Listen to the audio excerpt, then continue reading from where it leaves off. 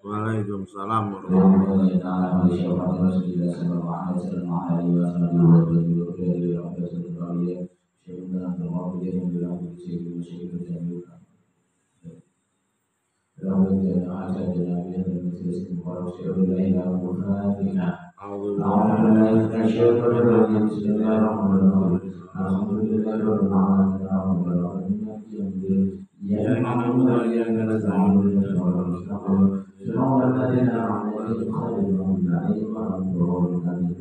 Bismillahirrahmanirrahim.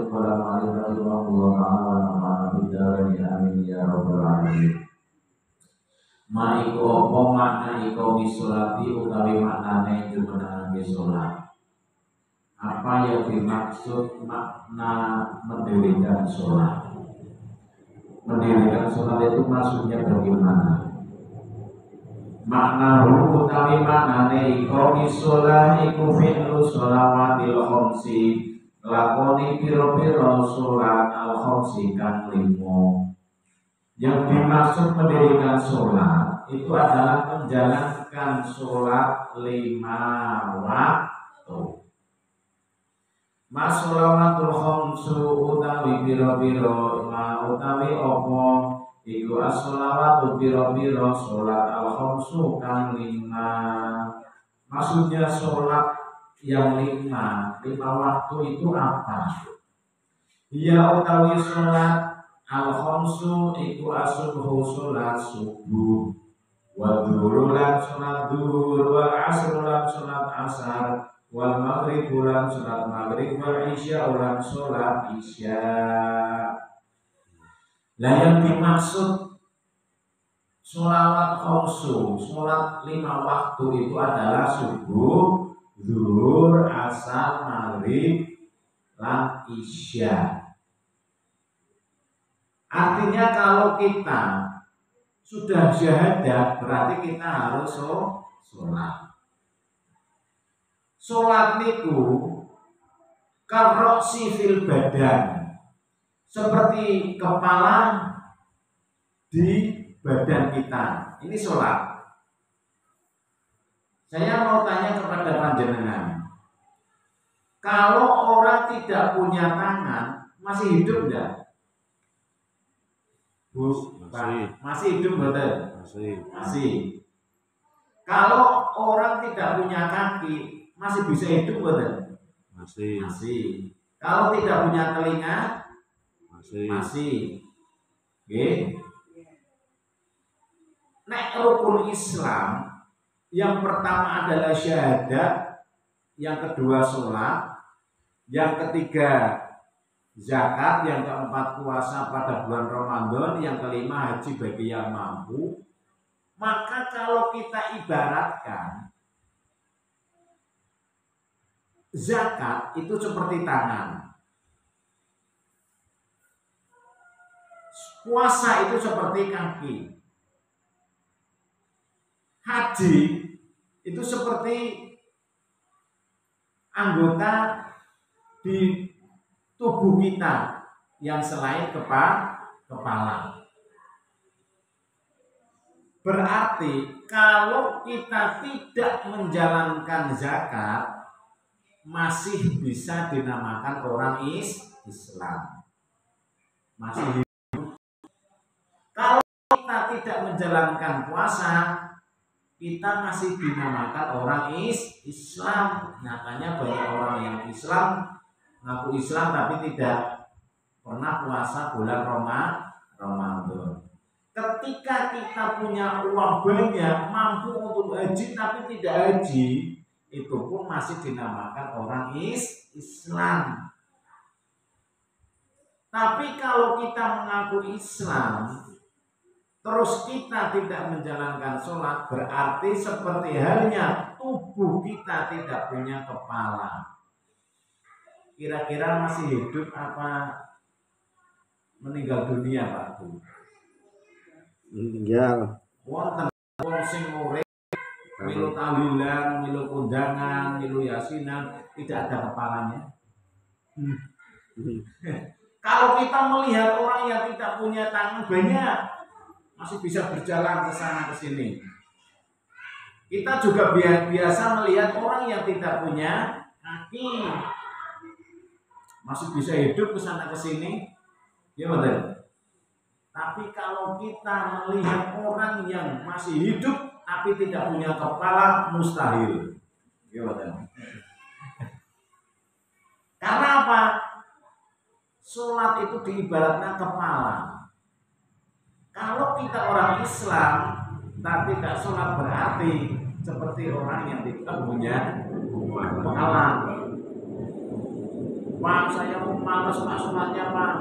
Saya paling bisanya maghrib, monggo dijalankan semampu mungkin.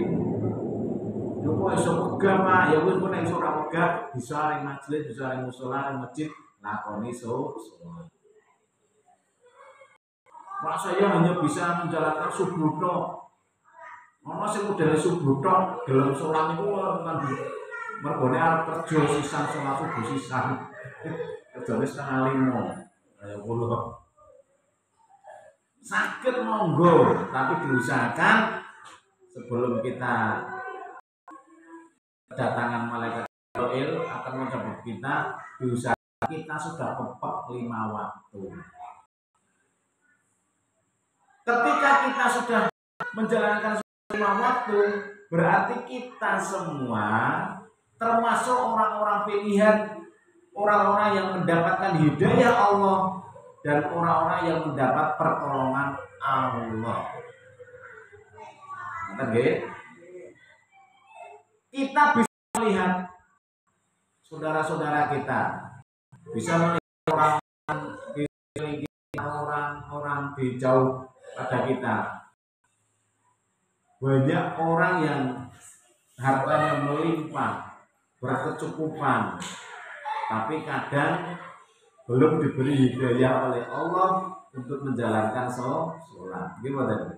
Padahal membuat gadah, ada masjid, ada langgar, ada majelis, keroyo-royo ke majelis, ke musola, ke masjid, hanya ingin menjalankan sholat. Nggih kadang cedak, tapi alasan sholat, wonten. Karena yang namanya hidayah inayah itu hak prerogatif Allah.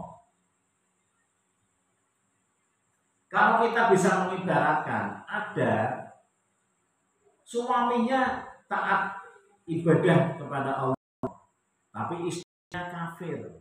Istrinya nggak mau sholat, kafir, nggak mau ibadah. Seperti Nabi Nuh. Nabi Nuh niku nabi lho niku. Tingkatannya nabi. Tapi istri dan anaknya tidak mau ibadah kepada Allah. Karena hidayah itu hak prerogatif Allah. Ada istrinya solehah, tapi suaminya kafir. Suaminya sama sekali tidak mau ibadah, bahkan dia mengaku bahwa anak nabi, aku pangeran, aku Tuhan. Namanya Fir'aun.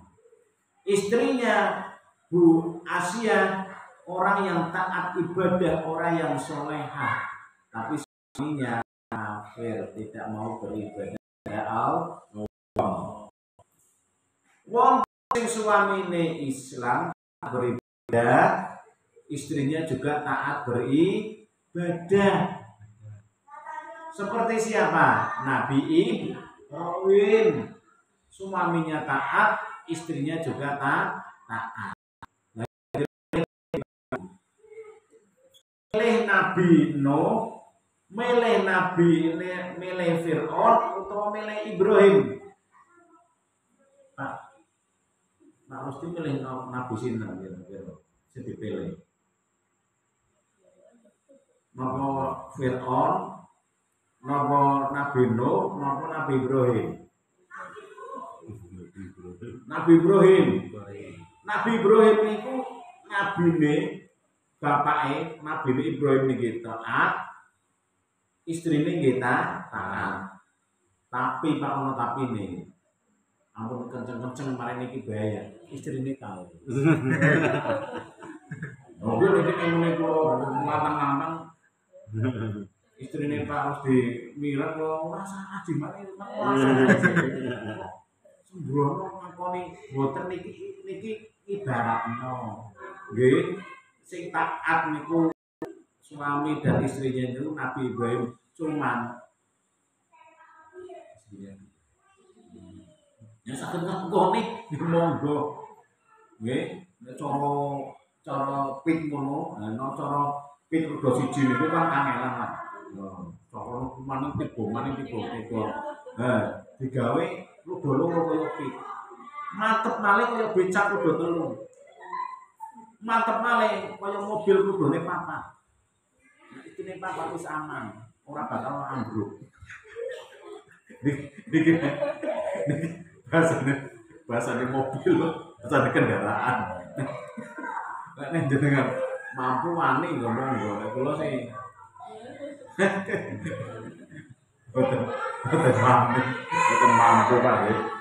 Ngaten Pak nggih. Nggih. Mohon niki keterangan dari iqamus shalah, mendirikan salat. Salat wonten pinten? Gangsal, setunggal subuh, zuhur, asar, maghrib, isya. Pak ditambahin apa saged? Saged. Ditambahi salat tahajud kali salat duha. Niku biasanya kewajibane wong muslim santri niku orang ninggal salat tahajud karo salat duha. Salat tahajud men tenang men oleh ridhone Gusti Allah. Salat duha niku men gampangake rezeki donya lan gampangake ten akhirate. Kata nggih, mugi-mugi sedaya wonten manfaatipun. Amin. Saking kawula kula kelebatan pun izin siratal mustaqim. Wassalamualaikum warahmatullahi wabarakatuh. Waalaikumsalam warahmatullahi wabarakatuh.